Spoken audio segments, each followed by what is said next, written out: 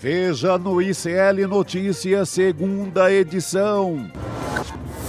Pode taxar Trump. Ninguém determinou que o dólar é a moeda padrão. Lula responde ameaças do presidente dos Estados Unidos e diz que substituição do dólar nas negociações dos BRICS não tem volta. Precisam discutir isso com o Banco Central dos outros países, mas é uma coisa que não tem volta. Somos 99%. Campanha pelo fim dos privilégios de 1% dos brasileiros mais ricos supera 100 mil assinaturas em poucas horas. Agora é hora de nos unirmos para enfrentar o verdadeiro inimigo desse país. O inimigo do povo ataca novamente. Hugo Mota coloca pressão no governo para dar 11 milhões de reais a mais em emenda para cada deputado. O ICL Notícias, segunda edição, está no ar.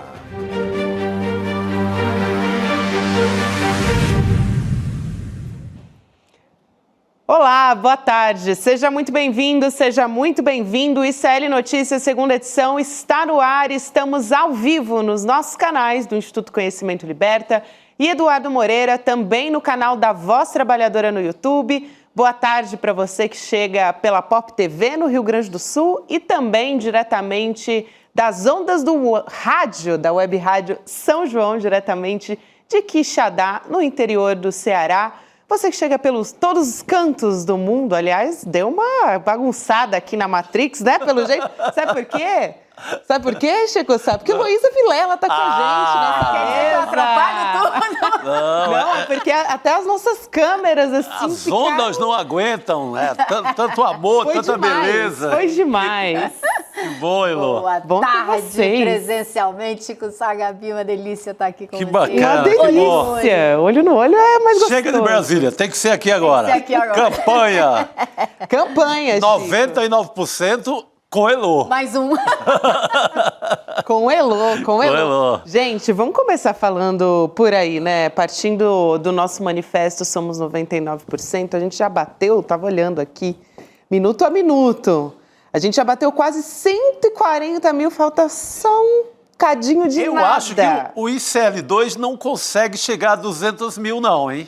Será? Impossível, né, Chico? Impossível. Duvido que a gente chegue a 200 mil até o fim do ICL2. Duvido também. Não é possível. Duvido também. Mas olha, vamos ver se o pessoal consegue dar conta disso, né, Gabi? Eu sou da terra do Padre Cícero, então eu acredito em milagres. Podemos tocar aí, vamos ver. Mas eu acredito em milagre só depois que eu viro o milagre, entendeu? Antes de ver, eu não acredito, não. Exato, Elô, eu tô contigo. Aqui, para quem não entende essa psicologia reversa, toda a nossa equipe, a gente é assim.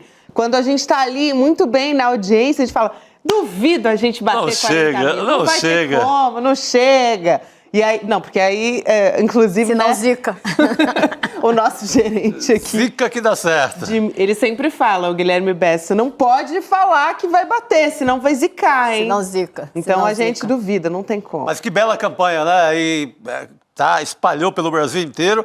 E é tão lógico, né? Longe, gente, se você não faz parte de 1% de privilegiados, não é? De bilionários, se você não é dono de bet, você tem que estar nessa campanha, você tem que estar contra esse Congresso que está no momento, não é contra a ideia de Congresso. Exato, Chico, exatamente, exatamente. O Congresso é lindo, incrível, faz parte da democracia nacional. Mas este Congresso do Hugo Mota, pelo amor de Deus. E representa essencialmente os banqueiros e os fazendeiros, né? Exatamente. Então não me representa, não representa você, não representa você, não representa 99% da população brasileira. E eu acho que esse chamado, ele unifica muito exatamente por isso, porque é todo mundo se sentindo mal representado e precisando mudar essa representação. E mais, eu vou dizer para vocês, eu ouvi hoje no Palácio do Planalto que isso bateu lá, claro, com os cuidados que eles têm que conversar com a gente sobre isso, mas dizendo que isso fortalece a luta do presidente Lula para passar no Congresso essa medida de redução, de isentar quem ganha até 5 mil e cobrar de quem ganha mais de 50 mil.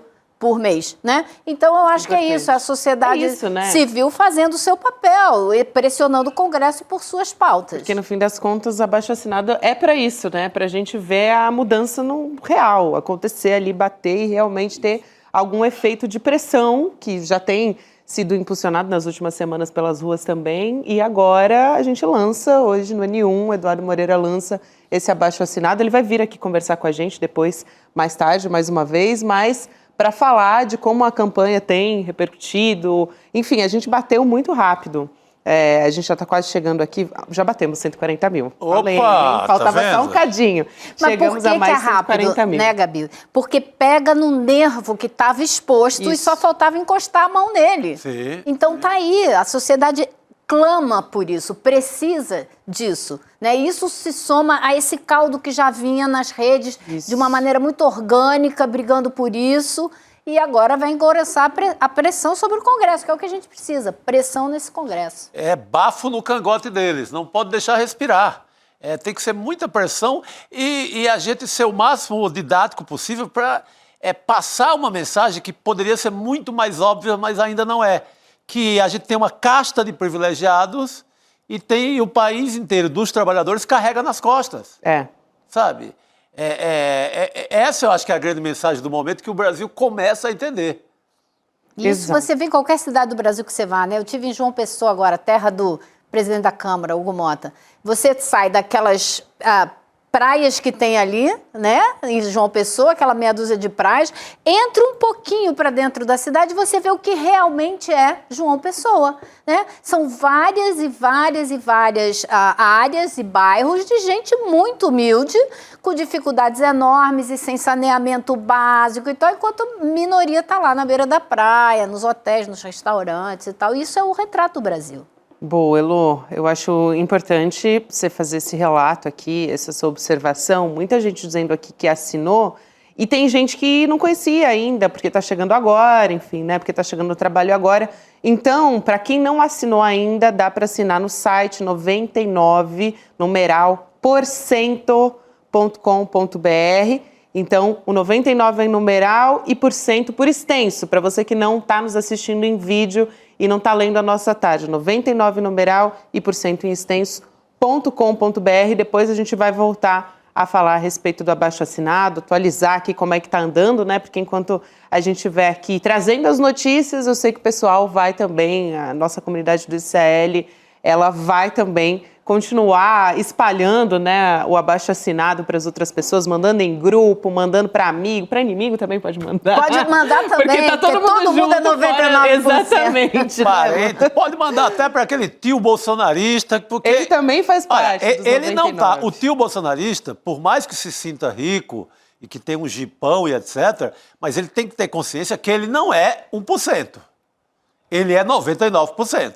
Exato. Sabe, ele não tem a riqueza desse país, que tem os donos das Americanas, por exemplo, que também, um deles é dono da Ambev, e que também recebe aquele pacote de benefícios e isenção fiscal. Ele não se encontra nisso. Então, não há como desmentir que o tio bolsonarista também está nos 99%. Quem está lá, né, Chico, é quem ganha com o tigrinho, quem realmente fatura com os jogos, né? Quem fatura alto, quem anda de helicóptero particular e jatinho. Então não é para nós, né? Não é para nós. Não, e defender bilionário não dá, né, gente? Não dá. Independente do espectro político, defender bilionário, eu acho que realmente é uma pauta mais fácil até de conversar, mesmo com quem a gente não concorda. Agora, vamos também falar do BRICS, gente, da cúpula do BRICS, porque foi, assim, o negócio escalou, né? Começou ali parecendo que ia ser um tanto quanto protocolar, aí o Donald Trump foi para as redes sociais, o presidente Lula respondeu à altura também, porque o Donald Trump ameaçou, né? Fez uma ameaça muito clara de taxar os países aliados do BRICS. Então, você está vendo aí na sua tela, também tem manchete no nosso site. A gente traz aqui a ameaça que o Donald Trump fez pela rede social dele, né, a Truth Social. Ele diz o seguinte: qualquer país que se aliar às políticas anti-americanas dos BRICS pagará uma tarifa adicional de 10%. Não haverá exceções a essa política. Já quero trazer aqui, gente, imediatamente, para a gente poder repercutir essa história, porque teve uma coletiva de imprensa, até nosso Lucas Rocha estava lá, né, acompanhando tudo de perto. Nessa coletiva de imprensa, o presidente Lula falou, lamentou a postura do Donald Trump, também fez todo o encerramento da cúpula, tiveram vários assuntos que a gente vai abordar por aqui, mas respondeu muito diretamente esse posicionamento do Donald Trump em rede social. Então vamos assistir a fala do presidente Lula, a gente volta a conversar. Vamos lá. Eu não acho uma coisa muito responsável e séria um presidente da República de um país do tamanho dos Estados Unidos ficar ameaçando o mundo através da internet. Não é correto. Sabe? Ele precisa saber que o mundo mudou. Sabe? Não queremos imperador. Nós somos países soberanos. Ora, se ele achar que ele pode taxar, os países têm o direito de taxar também. Existe a lei da reciprocidade. Eu acho muito equivocado e muito irresponsável um presidente ficar ameaçando os outros em redes digitais. Sinceramente, tem outras coisas e outros fóruns para um presidente de um país do tamanho dos Estados Unidos falar com outros países. As pessoas têm que aprender que respeito é bom. Respeito é muito bom. A gente gosta de dar e gosta de receber. E é preciso que as pessoas leiam o significado da palavra soberania. Cada país é dono do seu nariz. Elô, eu achei um recado muito forte, né? É um recado à altura da... Eu acho difícil até encontrar uma palavra para classificar o que o Donald Trump fez, né? E vem fazendo. São só 6 meses de governo Trump, ainda tem 3 anos e meio pela frente, você imagina.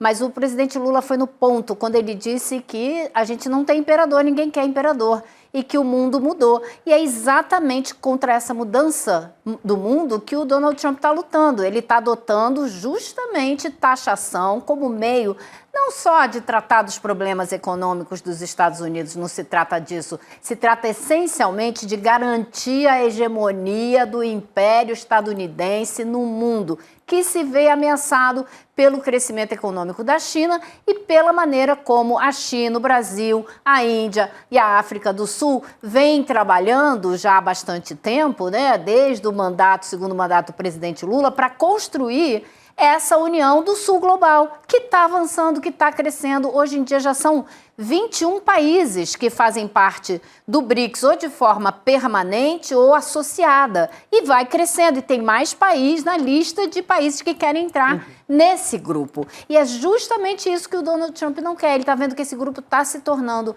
forte, está buscando formas de fazer trocas comerciais nas suas próprias moedas e não sempre no dólar. Não dá para a gente dizer ainda que isso daí tomou, né, conta do sistema financeiro. Claro que não, mas já vai mostrando que não vai depender exclusivamente do dólar para tudo, né? Então existe uma série de ações que esse grupo está tomando e que ameaçam os Estados Unidos. Condenaram o ataque dos Estados Unidos ao Irã, apesar de não ter sido uma condenação nos termos que o Irã queria, que fosse mais incisiva, mas condenaram. Né? O Lula falou nessa reunião a respeito da Palestina. Então, contraria vários interesses dos Estados Unidos, que não quer perder a hegemonia. No fim das contas, tudo tem relação com a geopolítica e com a hegemonia do ex-império. Ex-império, ou império em decadência, né? A decadência do Império Americano, o título daquele filme canadense. Finalmente a gente está vendo algo parecido. E eu fiquei espantado como o Lula, ao repetir pela, 20ª vez, no mínimo, que acontece um genocídio em Gaza, coisa que ele já havia dito, repisado e etc. O clamor que a imprensa brasileira tentou fazer em torno disso. Ouvindo o CONIF, ouvindo não sei quem, fazendo daquilo um estardalhaço.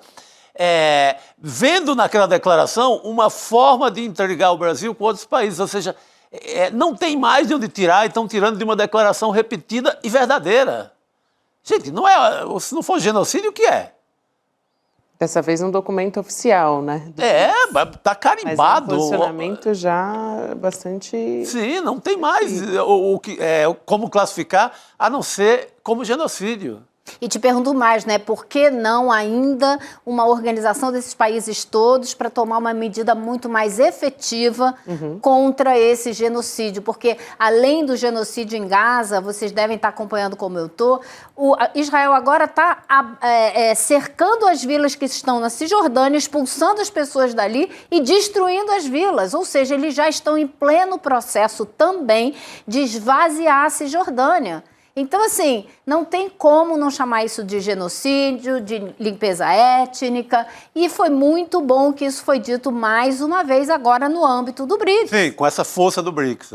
Com certeza. Eu achei muito boa, Elo, a sua fala sobre essa ameaça à força política dos Estados Unidos, né? Porque quando a gente observou ali que o Xi Jinping não ia fisicamente, né, estar presente ali no BRICS, também o Vladimir Putin, mas já não esperava por conta da condenação do Tribunal Penal Internacional. Mas o quanto isso poderia, de repente, enfraquecer a união do bloco.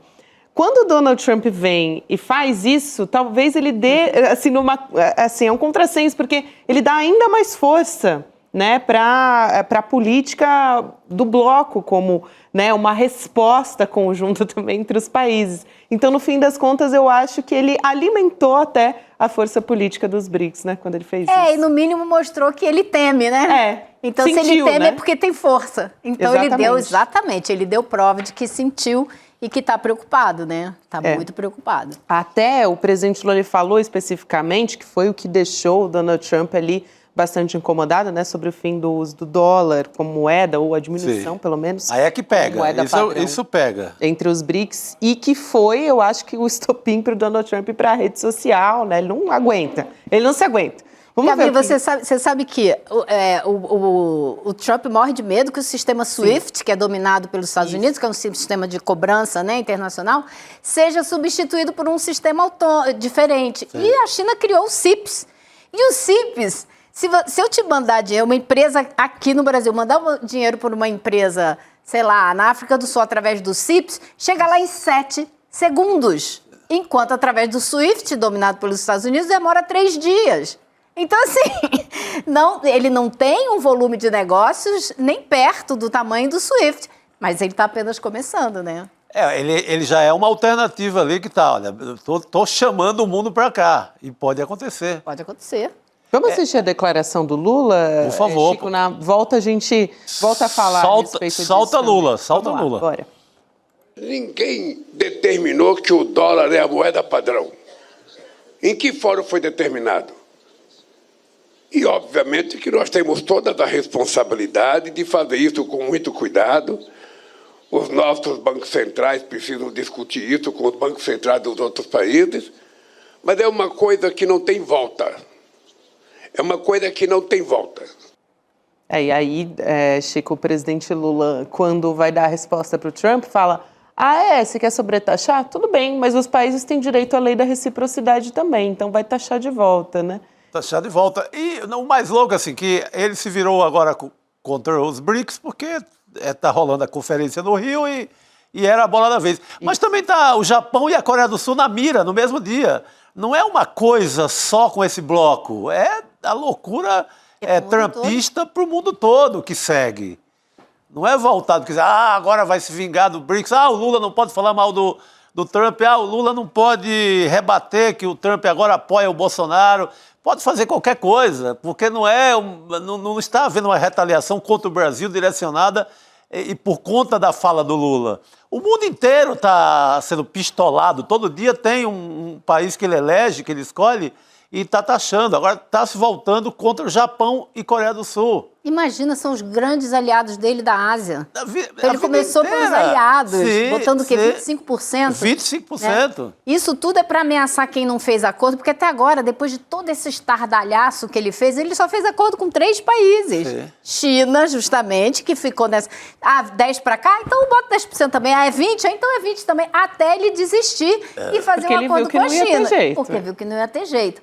Então ele fez acordo com a China, com a Grã-Bretanha E mais um país, que eu não sei se é Vietnã, e só mais um país, são só 3. O Canadá deu uma certa aliviada também, Mas né? ainda estão na disputa. E depois da manhã, ele deu um prazo aí, uma pausa de 90 dias, que vence depois da manhã.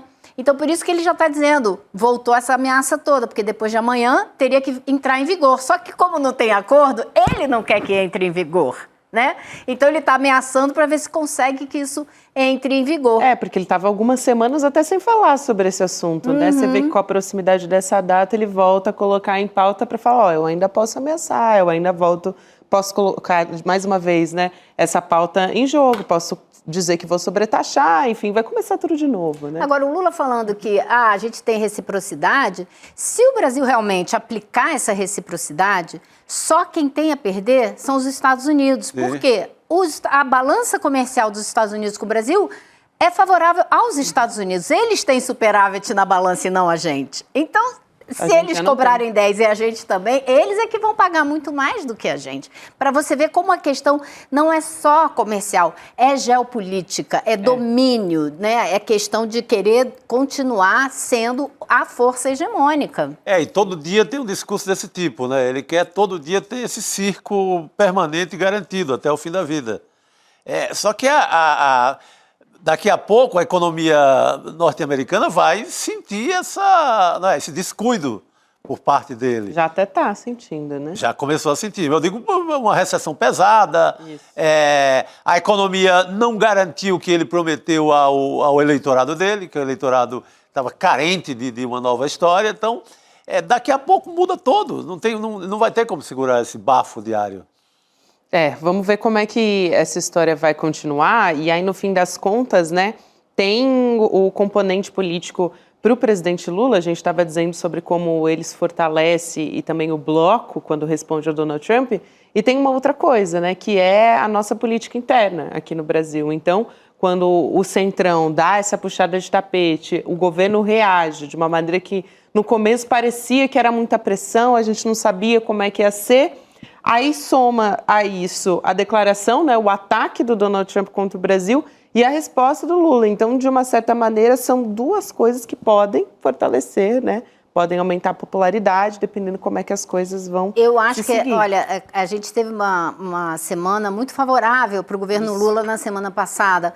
Com essa que parecia uma derrota no Congresso, se transformou numa vitória política para o presidente. E eu acho que os ataques do Donald Trump tendem a ajudar ainda mais o presidente Lula com a possibilidade de fazer um discurso nacionalista.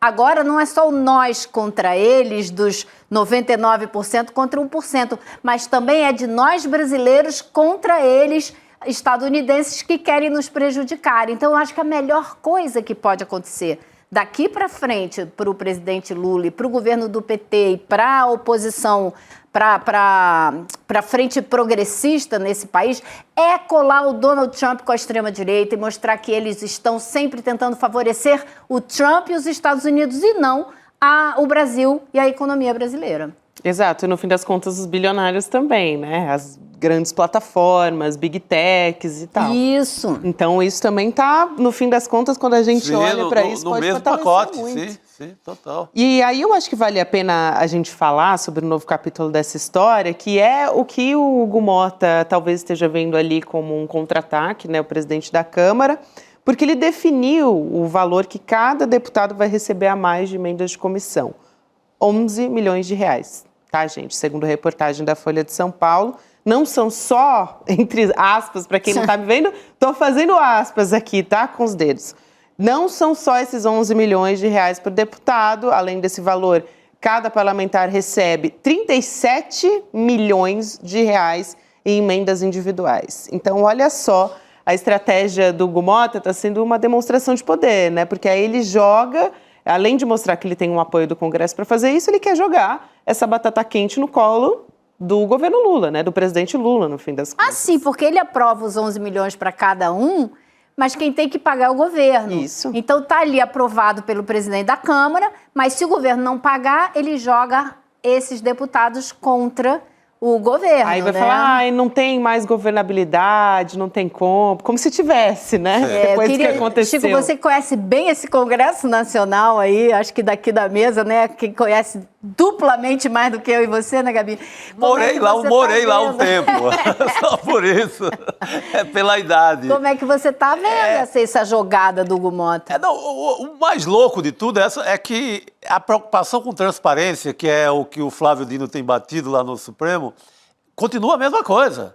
Emenda de comissão, para ninguém saber quem é dono do dinheiro e onde vai ser aplicado. A grande história é deixar no escuro, mais uma vez. Ou seja, é um poder sem transparência alguma.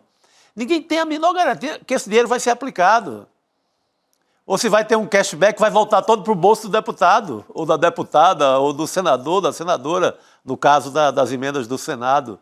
Então, garantia nenhuma. Daí, acho que só fortalece esse tipo de campanha que a gente está fazendo aqui e que começa a pegar em rede social. Essa semana tem um ato na Paulista muito importante. Quinta-feira, que abarca esses 99% que são contra tudo isso que está acontecendo lá no Congresso. Quinta-feira, 18 horas, aqui em São Paulo. Então, todas essas medidas do Hugo Mota, que sempre são no sentido de nunca saber para onde vai esse dinheiro e que obra vai ser feita. Isso desmantela qualquer planejamento de governo. Cada um pega 11 milhões e vai colocar onde? Ninguém sabe. Não, isso é o maior escândalo de corrupção da história da República. Não tem outro maior. Realmente. E essa história, Chico, das emendas, quer dizer, se a gente colocar numa linha do tempo, esse golpe que o Hugo Mota tentou dar no governo com o IOF, que acabou virando politicamente contra ele, isso começou no fim do ano passado, em dezembro, quando o Dino barrou uma liberação de mais de 4 bilhões de reais em emendas de comissão. Se lembra que eles fizeram aquela lista secreta e quem autorizou foram lideranças e tal, para não botar o nome dos deputados? Tudo nessa linha, né? Tudo foi liberado naquela hora, o Dino travou. Aí tiveram uma reunião em janeiro, fevereiro, onde eles apresentaram um programa que iam fazer tudo com transparência e tal. Aí ele liberou o dinheiro, o Dino liberou, o ministro Flávio Dino, e não teve transparência nenhuma. Aí a gente descobriu que, por exemplo, nesses 4 bi, tinham 10 milhões para a área de turismo numa cidade de Patos, na cidade de Patos, onde o pai do Hugo Mota é prefeito. Olha a cara de pau. Então, assim, ele estava liberando dinheiro para o pai dele, para uma cidade de 800 e poucas... Não, gente, é uma coisa, assim, escandalosa. Turismo, turismo pode ser qualquer coisa, né? Vale tudo é turismo. Meu Deus do céu. Não, e assim são todos, assim, esse aí tinha uma das obras, era um pavilhão lá do São João, que o povo dançou São João na lama, não fizeram ainda. Tem um teatro nessa cidade, que é um grande teatro, que poderia ser uma grande obra para a região, está para ser concluído há séculos. As emendas vão e a obra não acaba, a estrada não é feita. Gente, está no bolso de alguém. Está no bolso de alguém. Agora, o Hugo Mota está numa saia justa danada, né, Chico? Porque, Gabi, a Paraíba, né, o estado dele, tem quase 70% de aprovação para o governo Lula. Sim. Então, se ele comprar muita briga com o Lula, ele entra em conflito direto com seus eleitores. Isso, exatamente. Tenho visto muitos manifestos de paraibanos e de paraibanas honestíssimos ali, que querem votar bem, dizendo isso. Não é se aliando a Faria Lima e aos bilionários e às betes que você vai ter nosso voto.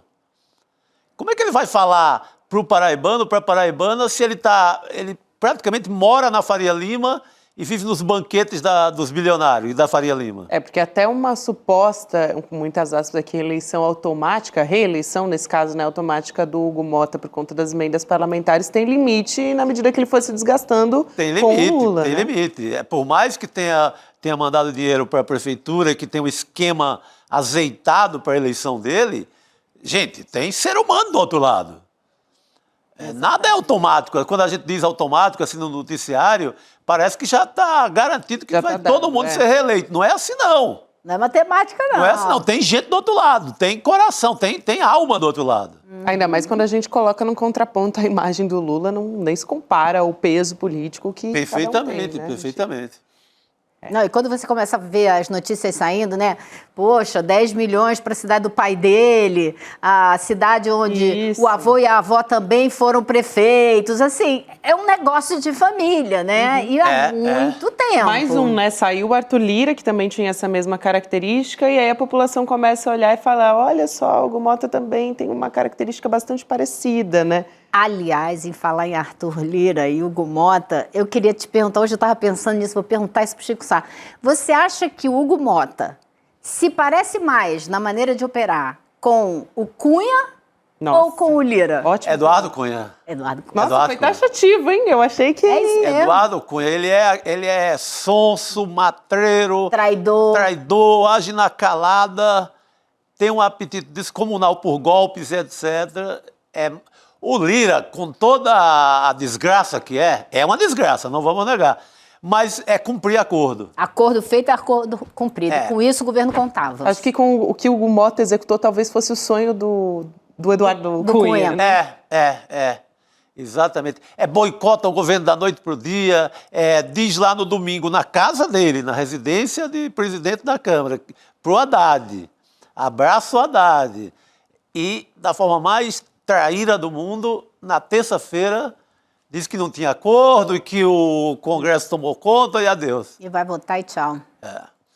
E assim, muito aliado do Ciro Nogueira naquela tese de sangrar o governo Lula, sangrar o presidente Lula em praça pública até a eleição de 2026, para deixar o Lula chegar enfraquecido em 2026, como o Ciro Nogueira prometeu à turma dele do dinheiro aqui em São Paulo. Faria Lima. Ciro Nogueira agora que se cuide, né? Porque agora estão começando a querer sangrar ele, né? Porque está começando a aparecer tudo quanto é denúncia eu vi a respeito do envolvimento a revista dele. Piauí pegou uma com bets. negociata dele com as bets, que é brincadeira, hein? E era já o que eu ouvia no Congresso, quando estava rolando aquela CPI das bets, Sim. que no fundo o grande sabotador daquela CPI era o Ciro Nogueira. E agora a gente está entendendo Vide a coluna por quê. de Chico Alves, lá no nosso site. ele escreveu sobre isso. É isso. Muito bom. Então é isso, fechou.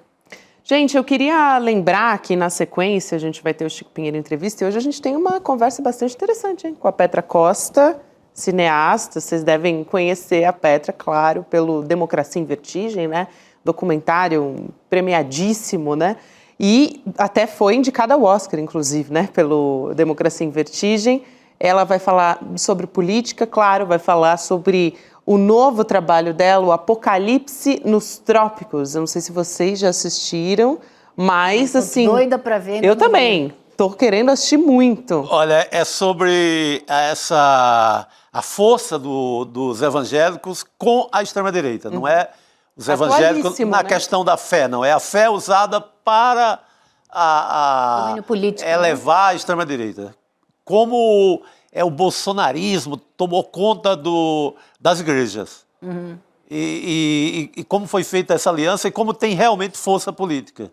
Então, um tema interessantíssimo, né? Ela fez uma investigação primorosa. Entrevistou todo mundo. O Malafaia volta como personagem principal depois do nosso podcast. Temos Malafaia de novo aí no palco. Interessantíssimo, acho que muito atual também, né? Sim, Conversa sim. muito com os nossos tempos e, enfim, a necessidade de a gente olhar para isso. Tem um trechinho que a gente separou aqui da entrevista, a gente vai trazer agora e volta a falar. Vamos lá.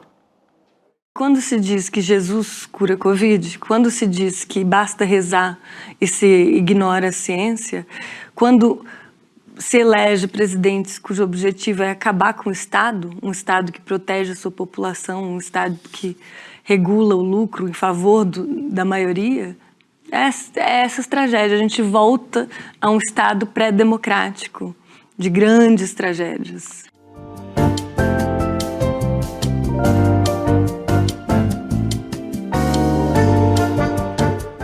Então, a gente vai ter 7h da noite, hein, gente? A nossa conversa no Chico Pinheiro Entrevista com a Petra Costa. A gente tem o grupo do WhatsApp também, que a gente manda informação antes, quando o link vai começar, avisa, dá spoiler, enfim. é o icl.com.br/Chico para receber aí os nossos conteúdos exclusivos. Eu estou bem curiosa também para acompanhar não só o documentário novo, né? Sim. Novo trabalho, como também a entrevista com o Chico. Com certeza tem muita coisa boa aí. Vamos seguir aqui, gente, a gente falava do Donald Trump agora há pouco, e a gente tem o Jamil Chad junto com a gente também para conversar, olha, um pouco sobre tudo do que o Donald Trump falou, mas defendeu até o Bolsonaro, hein, gente? Olha que ponto chegou o Donald Trump para querer dar uma bela de uma cutucada aqui no presidente Lula. Jamil, boa noite para você. Boa noite a todos, muito bom estar aqui com vocês e um beijo especial para a Elo. Eu estou na dívida com a Elo, na verdade, vou até colocar aqui. Ela mandou uma mensagem muito, muito carinhosa num dia que estava muito complicado para mim aqui.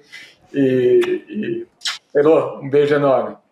Então tá, depois essa dívida vai ser cobrada, com certeza.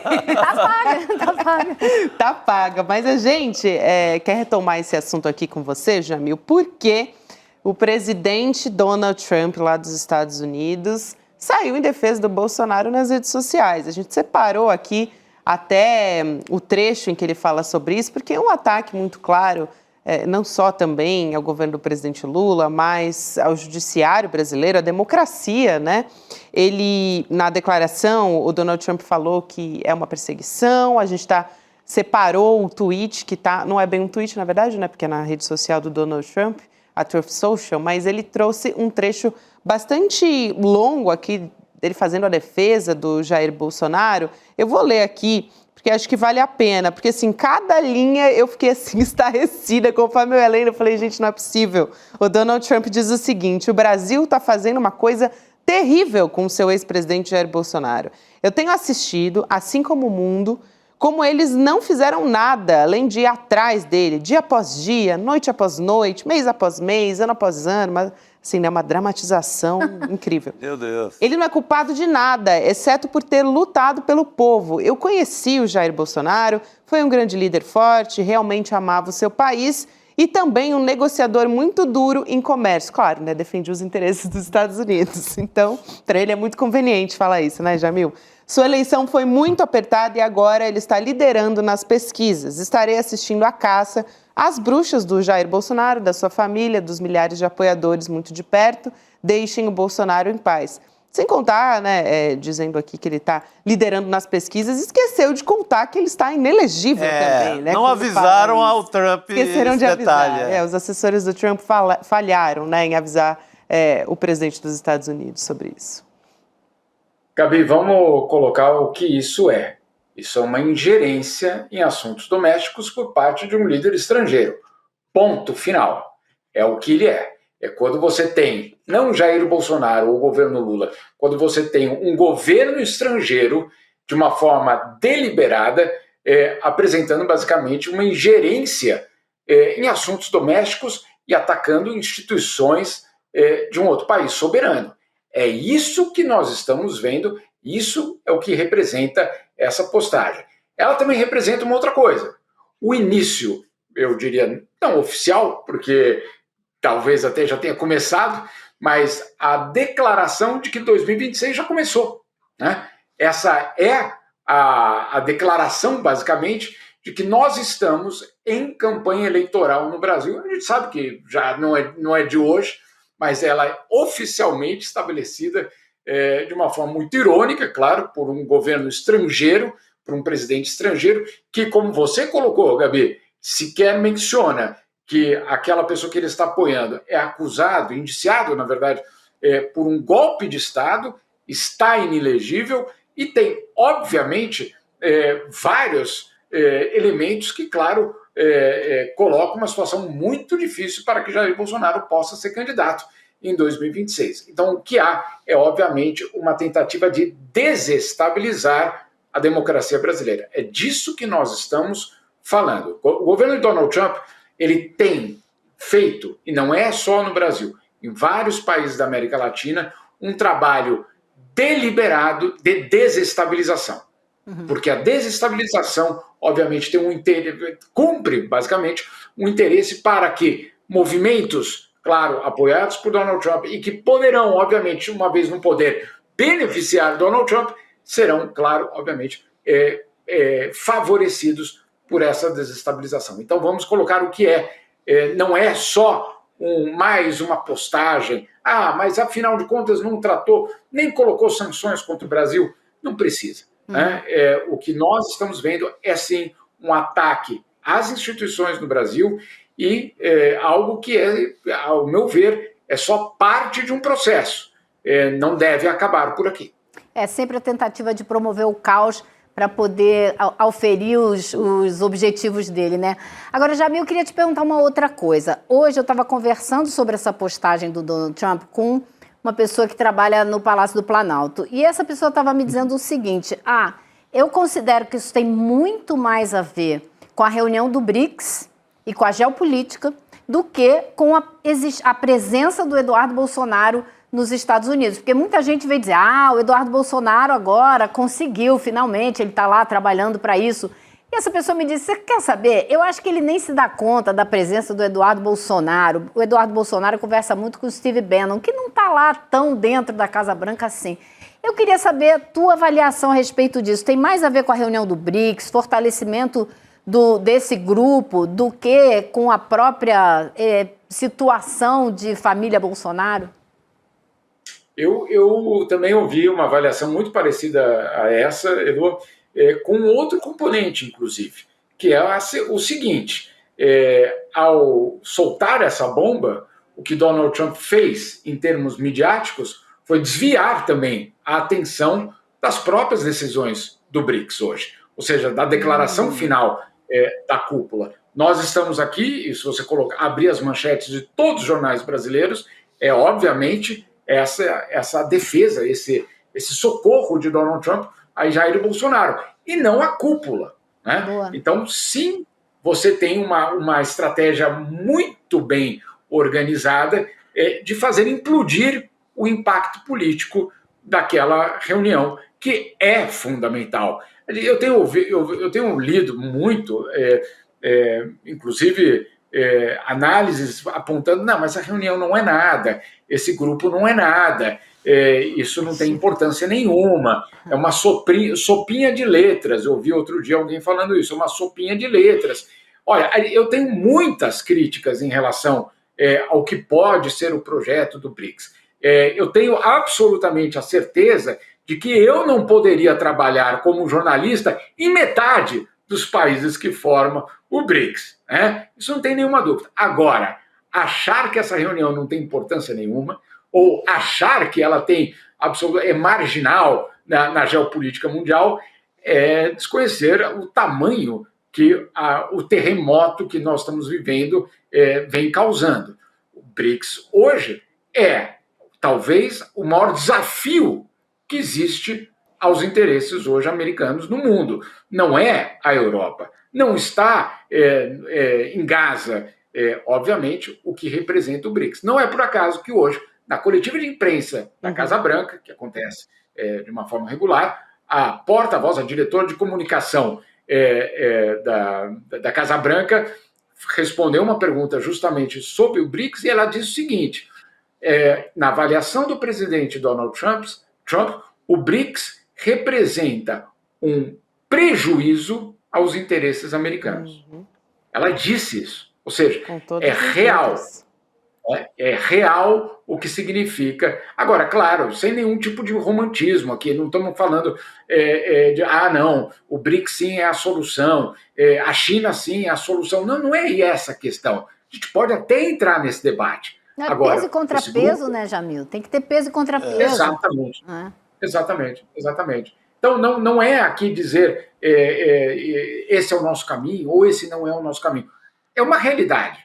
Né? É uma realidade que, obviamente, incomoda a ponto de que ontem, domingo, 10 da noite, do horário aqui de Nova York, ou dos Estados Unidos, Donald Trump, ou a sua equipe, estava postando nas redes sociais uma ameaça ao BRICS.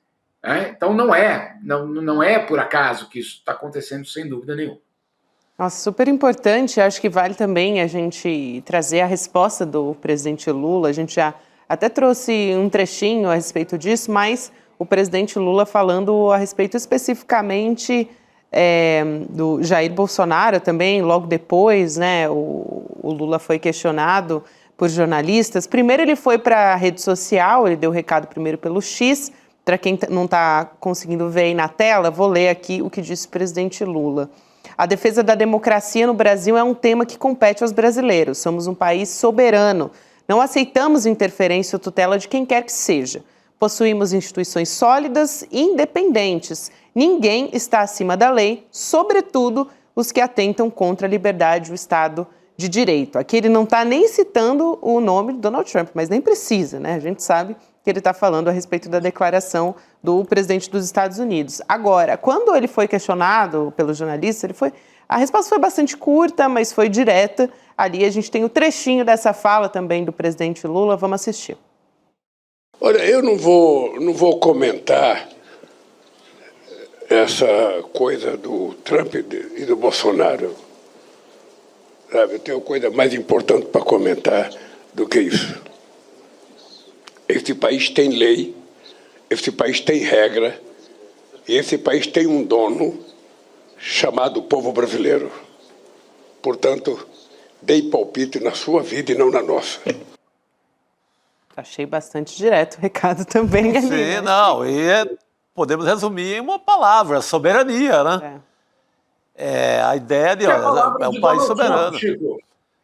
Que é a palavra que o Donald Trump mais usa, soberania. Pois é, a resposta estão com ela mesma, É a resposta, é a palavra que é utilizada para justificar tudo aqui.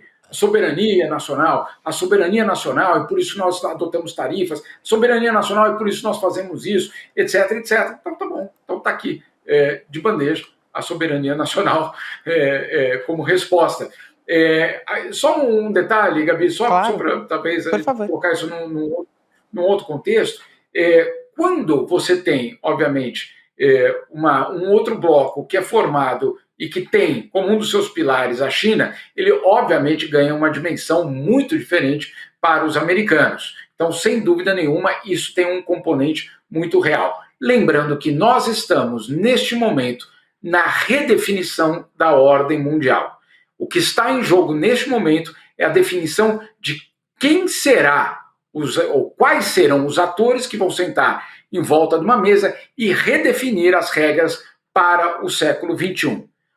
É isso que está em jogo. Se é isso que está em jogo, eles sabem muito bem na Casa Branca que o que está acontecendo no Rio de Janeiro ontem e hoje faz parte justamente dessa redefinição da ordem global. Eu insisto, não estou aqui dizendo vamos lá, BRICS, com a gente, aquela coisa toda. Não, eu insisto, eu não seria jornalista em metade dos países dos BRICS, pelo menos não da forma que nós somos. Então não há nenhum tipo de idealização, etc. O que nós precisamos é parar de falar dessa forma e lidar com o que é a redefinição da ordem global. E do outro lado, aqui na Casa Branca, o que há é uma tentativa de preservação da hegemonia americana nesse século XXI.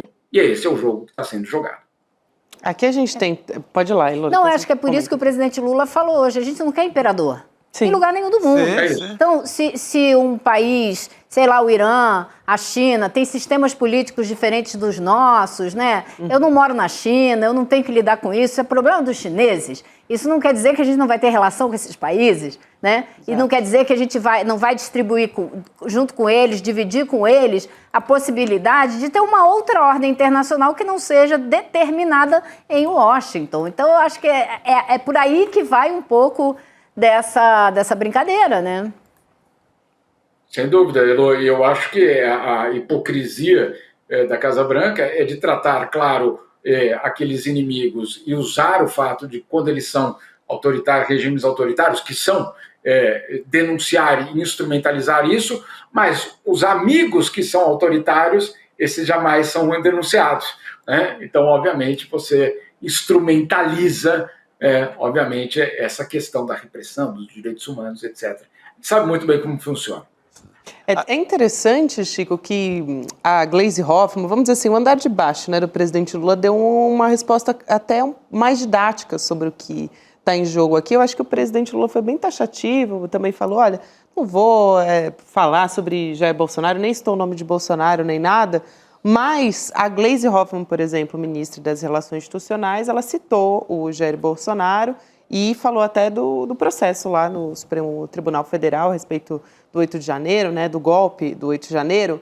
E aí tem um trechinho aqui da fala dela que eu acho até interessante a gente colocar e falar qual que foi a postura também do Itamaraty a respeito disso. Ela diz que o Donald Trump está muito equivocado, se pensa que pode interferir no processo judicial brasileiro. O tempo em que o Brasil foi subserviente aos Estados Unidos foi o tempo de Bolsonaro, que batia continência para sua bandeira e não defendia os interesses internacionais. Hoje ele responde pelos crimes que ele cometeu contra a democracia e o processo eleitoral no Brasil. E ela fala, olha, não se pode falar em perseguição quando um país soberano cumpre o devido processo legal, né? Então, depois ela até fala, olha, eu acho que os Estados Unidos, o presidente dos Estados Unidos deveria cuidar dos seus próprios problemas, que não são poucos, né?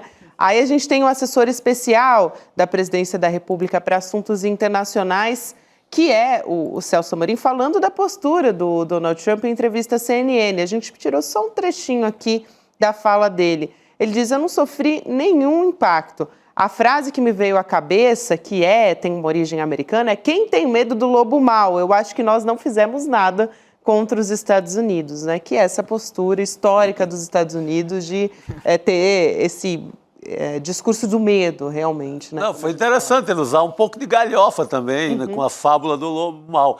Agora, Jamil, você não acha que também foi um baita presente do Donald Trump ao discurso lulista para a eleição de 2026, oferecer essa bola quicando no contraponto contra o Império Norte-Americano, etc. Como é que você avalia nesse ponto, pensando aqui na política interna do Brasil? Chico, é muito interessante que você tenha citado isso, porque eu conversei há mais ou menos um mês com uma pessoa, eu diria, de um escalão bastante elevado na Casa Branca, e ele me dizia o seguinte, olha, eu perguntei, e aí, teremos sanções contra o Brasil? E a resposta dele foi o seguinte, olha, nós descobrimos nos últimos meses que todas as vezes que o presidente Donald Trump se envolve numa eleição no exterior, ele perde, né? Porque o país... foi uma conversa em off, então foi muito à vontade, né? E ele falou, olha, aconteceu isso no Canadá, aconteceu isso na Austrália, né? Então nós estamos vendo que o que faz Donald Trump é unificar um país contra aquele movimento político que ganha o apoio dele. Então vamos ter que ter muita cautela. Essa foi a frase desse representante da Casa Branca, eu diria num nível... ele estaria praticamente no mesmo nível do Celso Amorim dentro da estrutura de poder. Ele não é um ministro, não está nos gabinetes, no gabinete do Donald Trump, mas é alguém muito influente. Mas está ali no ouvido, né? Exato, mas absolutamente. Está no ouvido, está ali, em se tratando de países emergentes, está ali muito perto. E aí o que acontece é que ele falou, olha, se nós adotarmos sanções, esse é um risco real de que haja uma mobilização de um país contra aquele movimento que representa o quê? A traição ao interesse nacional. Né? Então, foi um cálculo que eles estavam fazendo há um mês. Com outro detalhe interessante, Chico, falava o seguinte, olha, temos, obviamente, que colocar tudo isso numa balança para ver o que é que pode, o que é que não pode ser feito. Agora, com essa declaração de Donald Trump hoje, ela fica no meio do caminho. Né? Ela é uma ingerência em assuntos domésticos, ela é um ataque à soberania brasileira, mas ela não tem um efeito prático. Ela não é transformada numa sanção e que, portanto, vai lá morder o calcanhar dos ministros do Supremo ou de qualquer outra autoridade. É diferente do que os Estados Unidos fizeram na semana passada contra a Colômbia. No caso da Colômbia, eles retiraram o embaixador, o encarregado de negócios que existia em Bogotá, trouxeram de volta aqui para Washington e avisaram, medidas serão anunciadas nos próximos dias. Nesse caso do Donald Trump, ele não foi a esse ponto. Ele está só dizendo, estou acompanhando. Claro que é um alerta, claro que é seríssimo, mas, por enquanto, não tem uma medida concreta. O fato de não ter uma medida concreta eu me lembrei dessa conversa que eu tive com esse alto representante do governo americano.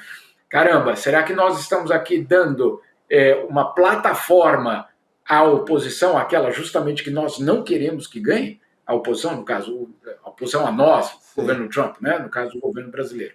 Então, isso é para ser considerado, sem dúvida nenhuma, Chico. Eu acho que a cautela que esse assessor estava tentando buzinar no ouvido do Trump foi pela janela, porque mesmo que não tenha medida concreta, para a discussão política não precisa de uma medida concreta, basta um discurso negativo desses para você contrapor um discurso nacionalista, e já basta, né? Sem dúvida. Posso só contar uma historinha Por favor. rapidinho sobre... Claro, Jamil. A parte que a Gabi falou que... Leu que o Donald Trump falou que o Jair Bolsonaro é um negociador muito duro, né? Tem uma história aqui nos Estados Unidos que Donald Trump sempre fala isso para o negociador que ele não acha duro, tá? Para aquele que ele acha, bom, isso aí é uma moleza, né? Na verdade. Então ele eleva o cara num lugar que o cara não é, né? E tem essa piada. Bom, um diplomata estava me contando as histórias de Jair Bolsonaro durante a dura negociação comercial com os Estados Unidos. Entre as duras negociações comerciais com os Estados Unidos que Jair Bolsonaro adotou, ele abriu o mercado brasileiro para o trigo americano sem reciprocidade dos americanos, e aí ele desviou a exportação de trigo dos argentinos para o Brasil, que naquela época não era Milei, obviamente, né? Então ele afetou a relação bilateral entre Brasil e Argentina, abrindo o mercado americano para o trigo sem reciprocidade. Ele abriu, ou concedeu o fim dos vistos a turistas americanos sem conseguir nada do outro lado, ou seja, dureza zero. Né? Duríssimo. Outro ponto, ele aceitou que o governo americano colocasse tarifas sobre o aço brasileiro para ajudar a campanha de Donald Trump a garantir o voto do sindicato dos trabalhadores, principalmente no cinturão ali do aço, ou seja, fazendo um favor às custas da própria indústria brasileira. E, para completar, o governo brasileiro, sob Jair Bolsonaro, entre tantas coisas que fez de forma duríssimas nas negociações comerciais com Donald Trump, abriu mão do status de país em desenvolvimento nos futuros acordos comerciais na OMC. O Brasil, não sei se vocês ficaram sabendo, o Brasil não é mais um país em desenvolvimento em termos comerciais, pelo menos não era, claro que isso foi desfeito, etc. Mas só para resumir aqui, a dureza de Jair Bolsonaro, descrita por Donald Trump, é motivo de piada. Piada. Eu achei excelente, Totalmente. né? Porque tá meio na cara, né, Chico Sá? Quer dizer, eu acho que a Gleisi Hoffmann, ela foi bem cirúrgica quando ela fez esse comentário, né? Quer dizer, o ex-presidente Bolsonaro batia condonência para os Estados Unidos, por isso que é defendido dessa maneira, né? Tão, de forma tão ferrenha. E o Trump tenta ajudar, né? Passando para o povo brasileiro que não, era uma dureza negociar com... Ele defendia vocês. Só que não, só que muito não. Até né? porque se defendesse, não estaria sendo defendido, né, gente? Vamos combinar. Óbvio, né? Sabe o que eu estava pensando? Que vocês devem ter visto, né? Que o Jair Bolsonaro foi às redes sociais para dizer que estava muito feliz, etc. Mas eu fiquei um pouco decepcionado com a postagem do Jair Bolsonaro. Eu pensei que ele ia vir com outras palavras. Por exemplo, I love you. Né? Não teve. Que foi... Não teve isso. Deixou a desejar, Jamil. Deixou muito a desejar. Eu fiquei esperando que ele repetisse aquela frase que ele disse aqui em Nova York, nos corredores da ONU, depois que eles se encontraram. I love you. Puxa, Donald Trump deve estar com o coração partido, Jamil. Acabou o romance. Acabou. Eles deviam aprender com Lula e Macron que a história é diferente. Que o namoro é outro. Maravilhoso, maravilhoso. Muito bom. Tem que levar para passear de mão dada, não é assim? Essa fanfic é a minha preferida, gente. Não tem como. Aliás, dizem, né?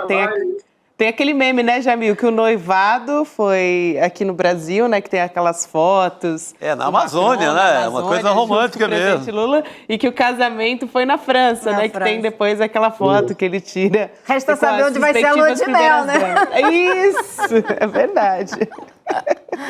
Boa. Mas a gente está brincando aqui, mas de fato há uma na verdade, assim, é uma humilhação. Vamos colocar o que é, né?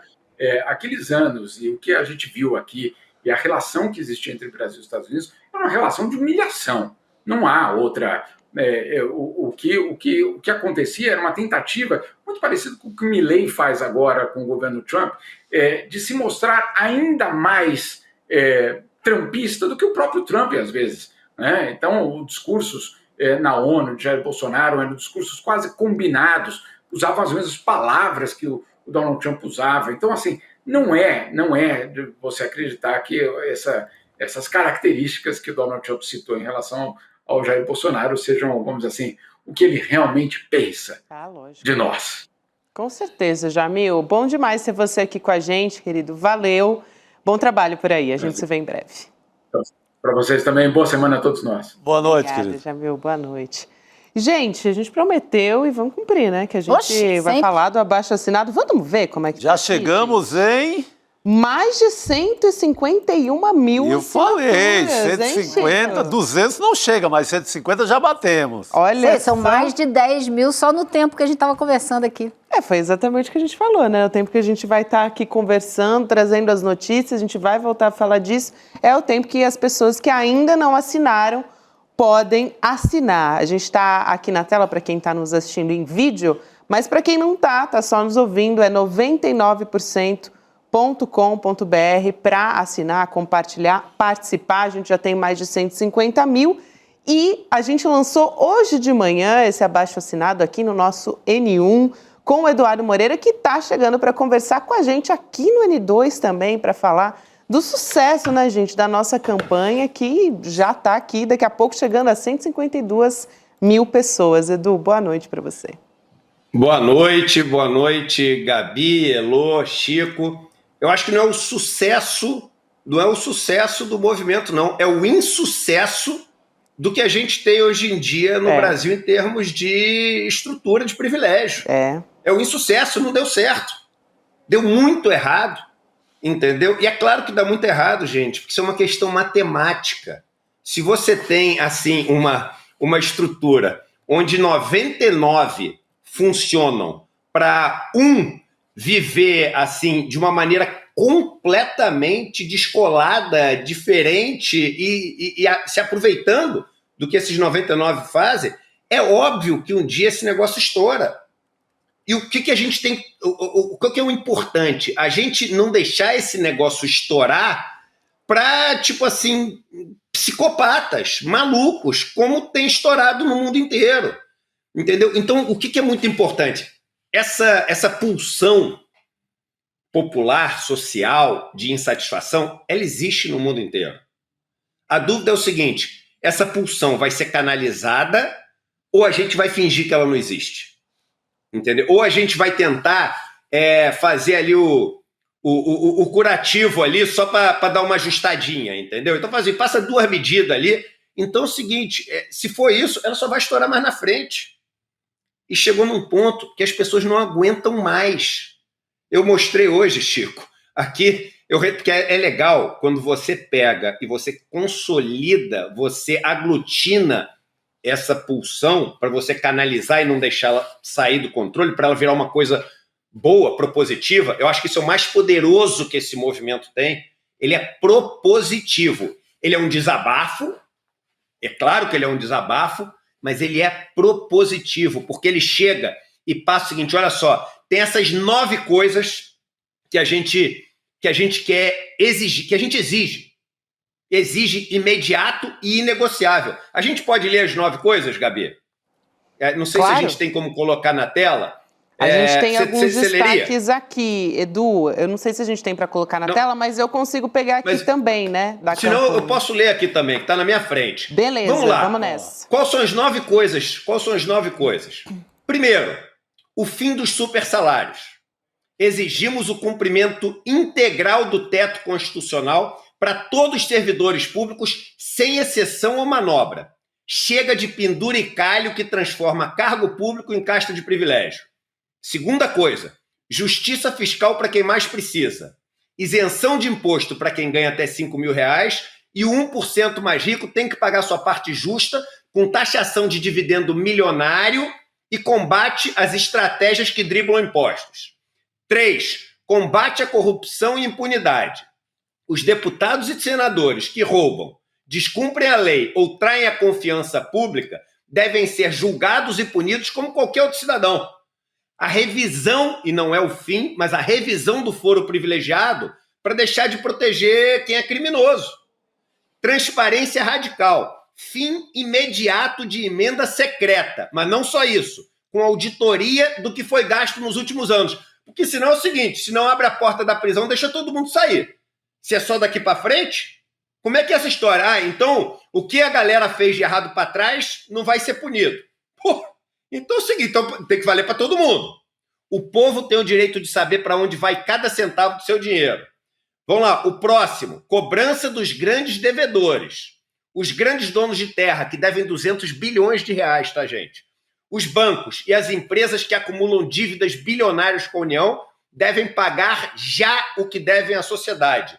Não aceitamos mais calotes travestidos de acordos ou ações judiciais intermináveis. Chega de subsídios aos já ricos.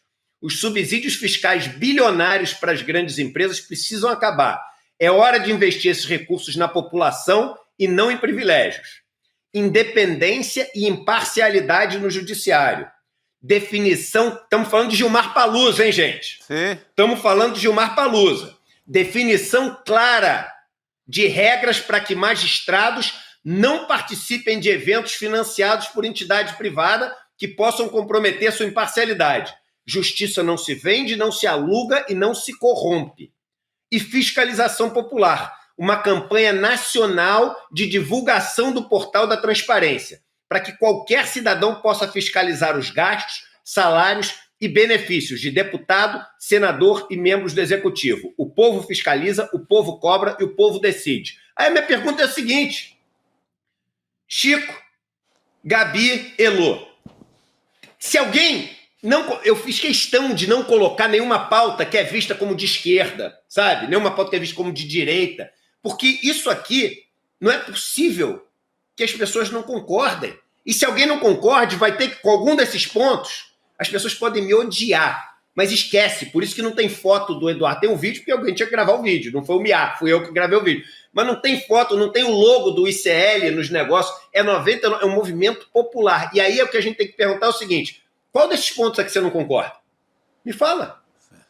Tem algum desses pontos? Então, o que você acha contrário a isso? Você quer que os juízes continuem ganhando 100 mil reais por mês? Dezenas de milhares ao longo dos últimos anos foram mais de 30 mil salários de mais de 100 mil reais pagos.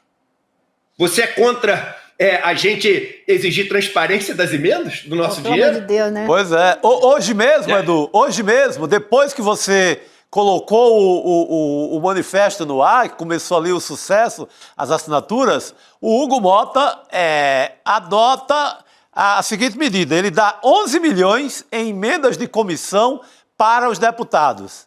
Ou seja, cada deputado. 11 milhões para cada um.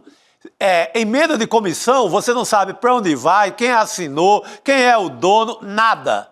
Ou seja, você estava levando ao ar o manifesto e Hugo Mota lá já estava mandando mais 11 milhões para cada deputado. Então eu vou te mandar... isso. Eu vou te mandar um negócio agora, eu vou pedir para colocar no ar, cara, porque aqui no ICL é isso mesmo, a gente faz... E ninguém, se não fosse o ICL, teria possibilidade de fazer isso que a gente está fazendo. Eu vou mandar para a Márcia mandar para a gente, que é o seguinte, cara. O Arthur Lira acabou de ir para Nova York. Tu sabe quanto que o cara pagou na passagem?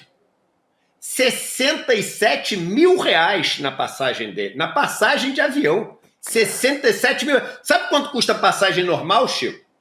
R$2.600. Sim. 2.600. A gente pegou aqui o da TAM. Não é que a gente acha. Tá aqui. Sim. 67 mil reais. Aí tu fala, caraca, mas o cara... Eu já ia falar, o presidente não é mais presidente. Não é mais presidente. Não é. Então, mas deve ser um evento super importante. Sabe com quem que é o evento? Com o LEAD e com o Financial Times, com o empresário. Então nós, povo, todo mundo, estamos bancando 67 mil reais pro cara ir tomando champanhe, comendo, tá aqui, ó, olha lá em cima, olha lá, Financial Times, CNI, Lead do Dória e Fórum Veja, da Veja. Meu irmão, ó, pelo amor de Deus, Chico, Não dá. eu não aguento mais, cara. E ninguém aguenta, entendeu, cara? A gente bancando esse oba-oba do cara. Ô, Edu, não e dá, quanto que o Hugo Mota ganhou por dia, de diária, 14 mil reais, para Edu. ficar lá em Lisboa? Que também não era Lisboa, assunto nenhum de interesse da sociedade brasileira. No Elô, evento do você- Gilmar Mendes, 14 mil reais. Elô, Peraí. talvez do Brasil, e o Chico tá aqui para, se eu estiver falando uma besteira, ele me corrigir, talvez do Brasil, você seja uma das jornalistas que mais tem experiência vivendo fora do Brasil. Talvez do Brasil, com destaque, com exposição, com quilômetros de jornalismo, você é uma das pessoas que mais tem essa experiência. Você já viu algum país do planeta fazer um encontro anual além mar com os ministros do Supremo, os banqueiros, os empresários que mais devem para os ministros do Supremo, com festa toda noite? Você sabe algum outro caso no planeta? Algum outro país que tem isso? Não, isso não É existe. inacreditável. Isso não existe. Não E a existe. gente pagando boa parte da conta, Edu, É isso. porque os políticos que foram e os ministros do Supremo que foram, a gente é que paga a viagem. Muitos Eles não são recursos convidados com públicos, né? tudo pago, É recurso sabe? público, exato. E aí eu vou falar uma coisa. É óbvio que dos 513, deve ter 30 deputados que fazem o negócio certinho. Com certeza. Com certeza. Com certeza. Tem a Jandira, tem a Sâmia, tem o Galo. Eu vou até falar uma coisa aqui, olha, de coração, deve ter de direita também, os caras que seguem as regras todas. Eu não duvido nada, deve ter. Sim. Mas deve ser uns 30 em 513. Eu prefiro pedir desculpa pros 30. Entendeu? Eu prefiro pedir desculpa pros 30 do que não enfrentar esse negócio. Porque ninguém aguenta mais, gente. Ninguém aguenta mais. E se a gente não fala esse negócio, sabe o que passa? Por cúmplice. Quem não fala, passa por Olha, cúmplice. Edu, E a gente não é cúmplice disso. E tem Total. mais, Edu. Tem um grupo pequeno ali que faz tudo de acordo com as regras, com transparência, para projetos que são bacanas. Mas mesmo esses, eu outro dia estava conversando com o deputado Rogério Corrêa, por exemplo. Ele falou para mim, Heloísa, quando eu cheguei aqui, não existia essa quantidade de dinheiro para cada deputado. E isso é absolutamente absurdo. Nenhum deputado devia ter essa quantidade de dinheiro. Então, mesmo que eles possam fazer emendas e mandar para projetos bacanas e tudo, não tem que ser esse volume de dinheiro. E não tem. pode ser secreto, gente. Não, lógico, pelo amor de mas daí nem se Isso de discute. forma alguma. Isso nem se E discute. Você sabe qual é uma das coisas que eu acho mais importante disso que a gente pede? E que é fácil fazer, tá? Não é difícil, e é barato fazer. Fazer o seguinte, um exemplo mundial de portal da transparência. Que una município, estado e esfera federal, governo federal, que seja fácil para as pessoas puxarem. Eu quero saber todos os dados aqui de tal deputado, de tal senador, quanto gastou no mês, quanto gastou no ano. Por quê? Para todo mundo poder fiscalizar. Isso não é difícil fazer, mas não tem. Que tem a informação, tem umas que não tem, tá? A maioria tem. Vai lá achar, cara. Pede pro seu Zé, pra dona Maria achar. Pede. Fala assim, tu vai ajudar a gente a fiscalizar. Entra lá no site. O cara não vai achar. Edu, eu Porque é mesma, difícil. que sou jornalista, outro dia eu pedi um cursinho de como usar o portal da transparência, porque tem 1000 truques para você encontrar. Esse dinheiro que o Hugo Mota mandou para a prefeitura, onde o pai dele é prefeito, ninguém via nas emendas de comissão. Aí tiveram que ir lá procurar a emenda para a área de turismo, aí apareceu.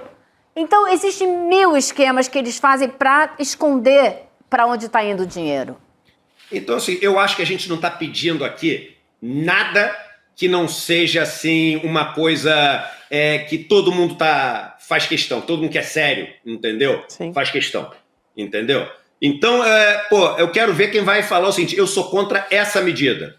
Aí vai estar agindo a favor dos 99%. Porque se tu pegar todas elas ao contrário, se pega tudo que a gente escreveu e bota o oposto. Você vai ver que todos os opostos privilegiam 1%. Todos. Todos os opostos privilegiam o 1%. É por isso que tem essa história. Deixa eu dar uma novidade boa pra galera. Opa. No 99%.com.br, vê se a galera consegue entrar. Aí, entra aí, gente, que a turma vai gostar. Vê se vocês conseguem entrar no site e dá uma arrastadinha para baixo. Isso, dá uma arrastadinha para baixo, se você puder. Ali, é esse que eu queria mostrar, olha só. Mas esse site tem esse botão no 99%.com.br, que é o seguinte, chega só para cima, você pode fazer o seu avatar com Somos 99%. Então você pega, envia sua foto, tá? Olha lá, garoto! Olha lá, meu irmão!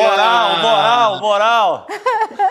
Todo mundo pode fazer agora. Tá aí, ó, embaixo, 99%.com.br/gera-avatar. E a gente, se puder, produção, põe no chat o link, que aí quem quiser já clica no chat. E aí eu vou fazer um pedido. O que a gente conseguiu até agora, né? O que a gente conseguiu até agora é inacreditável. Mostra o tamanho desse anseio, entendeu? Da população. Gente, a gente reuniu, não tem 12 horas. Não tem. Aliás, tem menos, tem, sei lá, 8, 10 horas. A gente reuniu 150 mil assinaturas com CPF. Todo abaixo-assinado que você vai ver naqueles Change, Avaz, não pede o CPF. Por que a gente quis pedir o CPF? Para não ter robô, para ter peso político e até legal. Estamos falando de 155.496 pessoas, porque cada uma importa, agora 613, que cada uma importa, que são de verdade. E eu queria pedir para todo mundo que está assistindo o seguinte: esse não é um movimento do ICL, esse não é um movimento do Eduardo Moreira, é um movimento agora desses 155 mil. Então, os 155 mil tem que estar no mesmo gás que eu tô, que o Chico tá, que a Gabi tá, que a Elô tá. Por quê? Porque a gente precisa, a gente tá pedindo. A gente tá pedindo muito para vocês. Então, é o seguinte, posta, chama as pessoas, não vou assinar. Não, então só lê o manifesto para ver se você discorda de alguma coisa. Eu li, então assina. E aí é o seguinte, se tiver uso político, não sei o quê, depois você mete o pau, entendeu? Pode reclamar, porque eu tô falando que não vai ter. Isso não é um movimento de nenhum político. Isso não é para pegar e depois falar que o Lula que fez, nem que o Bolsonaro que fez, nem que ninguém fez. É um movimento que a gente vai usar para chegar para o presidente, falar o seguinte, e para chegar para o Congresso, e para chegar para o Senado, eu vou entregar e vou falar o seguinte, olha só, isso aqui é o que o povo está pedindo. É o que o povo quer. O povo não aguenta mais. E aí é óbvio, se eles fizerem o que o povo quer, naturalmente, essas pessoas vão melhorar a popularidade, vão ganhar a confiança da população, mas a confiança a gente tem que ganhar, gente. Entendeu? Ela tem que ser ganha fazendo as coisas certas. Então, todo mundo que está nos assistindo, que ainda não assinou, tá aqui, ó, 99%.com.br. E aí vamos botar, tá cheio de meme, que a gente criou um telefone também, para todo mundo que fizer esses memes com inteligência artificial, mandar pra gente que a gente vai disponibilizar, para todo mundo baixar. Boa. Vamos colocar um para assistir? Vamos, que mandaram, enviaram pra gente? Então põe aí, produção, pra gente ver um dos que mandaram pra gente aí, que o público mandou pra gente. Vamos lá. O rico do país está ganhando terra de presente dos governos, exportando todo o alimento que produz sem pagar nenhum imposto e destruindo o meio ambiente. Enquanto isso, nós, os 99%, só vemos o preço da comida aumentar. Chega dessa baixaria e de ficarmos com lixo. Somos 99%. Mais um, só mais um que tá bom. Só mais um que tá bom. Tem mais um? Tem mais um, vamos lá. Então vamos lá. Você sabia que o 1% mais rico do nosso país dobra de patrimônio a cada 5 anos? Isso sem precisar trabalhar, só aplicando e vivendo de rendimento, graças a esses juros altos. Enquanto isso, nós pagamos mais de 400% de juros no cartão. Esse absurdo tem que acabar. Somos 99%. E aí, quem é contra? É contra isso. Belo recado. Só 1% que é contra. Sim. E a gente tem que mostrar o seguinte, que eles são só 1%. Isso. É isso que tem que Eu acho, transparecer. Edu, que assim, a rapidez com que esse número de assinaturas entrou e outras vão entrar é só o retrato de que existia um nervo exposto, que essa campanha foi lá e botou o dedo nesse nervo, entendeu? Porque essa insatisfação estava pipocando aí. Claro que tá, as pessoas estão passando dificuldades incríveis, né? E não conseguem ver uma perspectiva. A única perspectiva é fazer pressão por mudança, não tem outra. O caminho é esse. isso aí. E Edu, e não deixar que vire normal, por exemplo, um deputado gastar 27 mil no jantar da nossa conta, isso ser legal. Outro ir pro Gilmar Palusa e gasta, vai recebendo por nós e achar legal. Ou achar legal ir um empresário pro Gilmar Palusa só para assinar lá um acordo com alguém do STF que ele já tem uma causa da empresa dele. Toma um vinho lá em Lisboa e acerta as nossas custas. Sabe, não deixar nada disso mais ser normal. Isso, não pode normalizar. Chico, tem um meme que mandaram, eu achei, tá chegando muito, né? E é muito legal, né? Tem um que os caras mandaram que é o seguinte, é um bacana nesses restaurantes de super luxo, e ele chega e fala o seguinte: imposto é roubo, é um absurdo pagarmos tantos impostos, não sei o quê, sou a favor da diminuição dos impostos. Aí chega o cara e fala assim: senhor, a conta deu 27 mil reais. Ele fala assim: vou pagar por aproximação, por favor. Ele fala assim...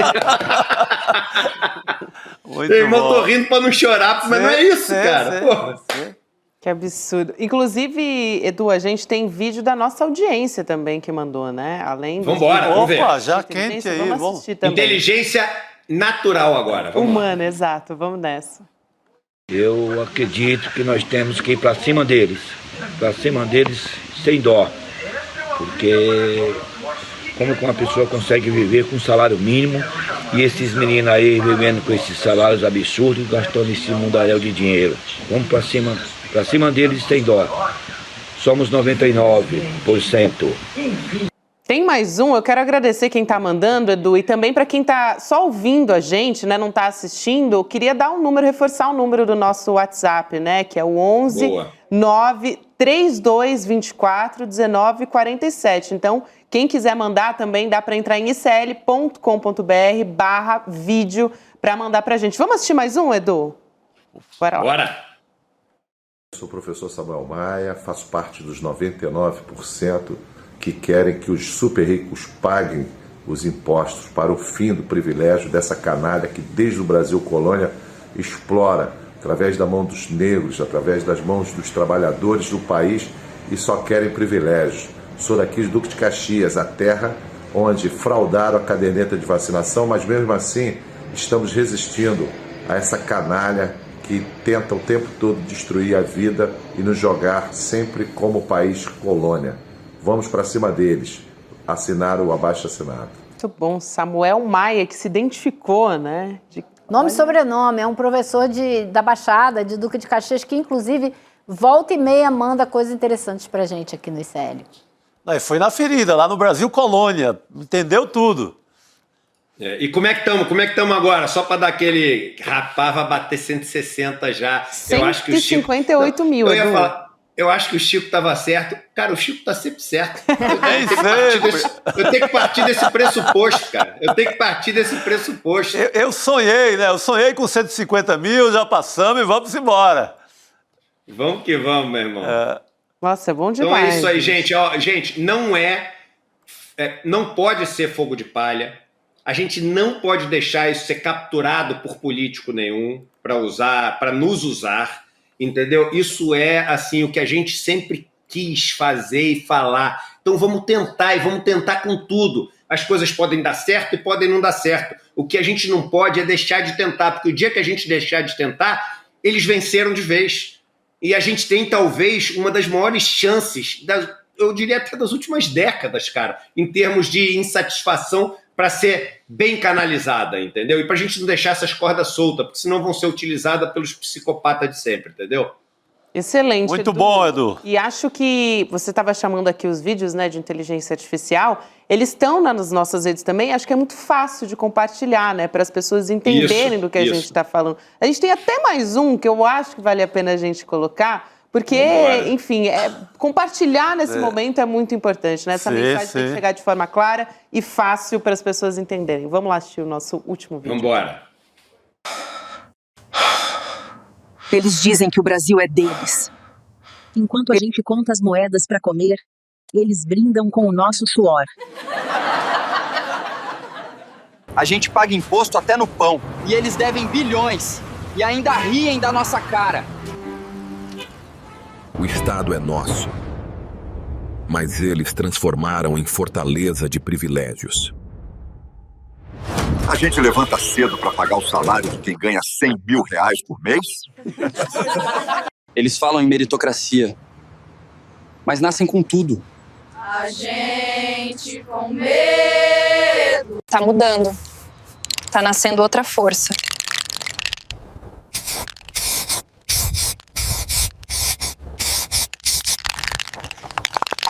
Isso não é só um vídeo, é um levante. Se o 1% governa, é porque o 99% deixou. Mas isso acabou. Somos 99%. Somos a maioria. Somos a força. Assina. Compartilha. Cobra. Luta. Aí. Eu não sei você, mas eu tô arrepiado. Demais, muito bom. Muito sensacional. Rapaz, Me lembrou esse aí mais um pouquinho já virava longa-metragem, já entrava na esse- categoria de longa-metragem o esse negócio. tá no tom certeiro total. Me lembrou até um certo jantar da semana passada, né? Com empresários, que aconteceu, né? Em São Paulo. Né, seu Hugo Mota? Né, seu Dória? É isso mesmo. É isso. Edu, reforçando então aqui, ó, o 99%.com.br, para quem tá só nos ouvindo, 99 em numeral e o % tá por extenso. Então, 99%.com.br. Para quem ainda não assinou, e ó, só para fechar, hein, gente? Vamos ver em qual número a gente tá. Tá chegando quase 159 mil. Só nesses minutos aqui que a gente ficou conversando, Edu. E só uma coisa importante, é nesse site, 99%, como a Gabi falou, né, escrito assim por extenso, o 99 número, e aí % por extenso.com.br, que vocês vão encontrar lá embaixo, né, a possibilidade de criar o seu avatar, tá? E lá embaixo também os vídeos para vocês poderem baixar esses memes todos e postar nas suas redes. Muito bom, Edu. Bom demais ter você aqui com a gente. A gente estava precisando, né, desse gás aqui também. Precisando. Maravilha. É isso que É para a isso que a gente palavra tá que eu aqui. mais ouvi hoje. Falar assim, caraca, cara, há muito tempo eu não sinto, assim, essa vontade, sabe, de falar, de participar, e etc. E isso é muito valioso, sabe? Muito. Isso é ouro. Muito. Muito bom. Obrigada, Excelente. Edu. Bom ter você aqui com a gente. Até mais. Valeu, gente. Tchau, tchau. Tchau, querido. Até mais. Agora a gente tem Chico Pinheiro Entrevista Oba! com a Petra Costa, pra gente continuar aqui falando de coisas importantes, né? Discussões Sensacional. E vai ser durante o Chico que vai chegar nos 200 mil, hein? Oi, se o Chico falou... Vamos lá, Chico Pinheiro. Dá tempo, hein, gente? Bora continuar assinando, então, hein? No nosso 99%.com.br. Elô, que bom ter você aqui na mesa com a gente. Bom demais, muito Volta bom. mais. Coisa boa. Amanhã tem mais, Elô. Sei não, vamos ver. Ah, por favor, já me acostumei. Esse Chico tá pedindo Você me deixou mal acostumado, Elô. Tem que ter amanhã. Você me deixou mal acostumado. Com o seu amor. É isso aí. Vamos nessa, então, Vamos pro gente? Chico Pinheiro. Vamos pro Chico Pinheiro. Boa noite para todo mundo. Elô, Chico e a nossa audiência também. Até amanhã, pessoal. Olha só, eu aqui no reino dos livros. Há mais de 150 anos, o poeta Castro Alves recomendava: bendito que semeia livros, livros a mancheia. O livro caindo na alma é germe que faz a palma, é chuva que faz o mar do conhecimento. O conhecimento que liberta. ICL, Instituto Conhecimento Liberta. E agora a gente tem uma lojinha de livros para você. Livros a mancheia. Livros de alta qualidade que te ajudam a pensar.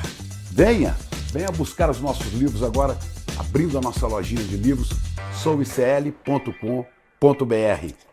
Vamos pegar os livros a mancheia. Você pode ir para qualquer país e fazer qualquer tipo de documentário.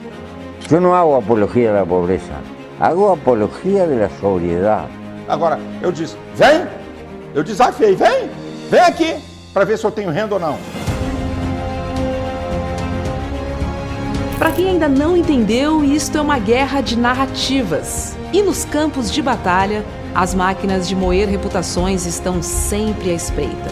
Pouco interessa os meios, interessam apenas os fins. E os fins são muito lucrativos nesta indústria. Veja a importância da resiliência dos colegas que nunca abandonaram esse caso. Não adianta vocês fazerem campanha contra mim, porque eu vou continuar fazendo meu trabalho como jornalista como eu sempre fiz.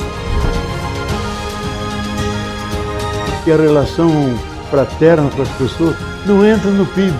Você tem as condições que você precisa para viver numa comunidade onde um não depende de explorar o outro. Eu sei que eu não vou ver a colheita, mas faço questão de morrer semente. Eu disse uma coisa que eu repito: a morte vai me encontrar lutando. Acho que a gente escolheu bem as pessoas que trabalham com a gente.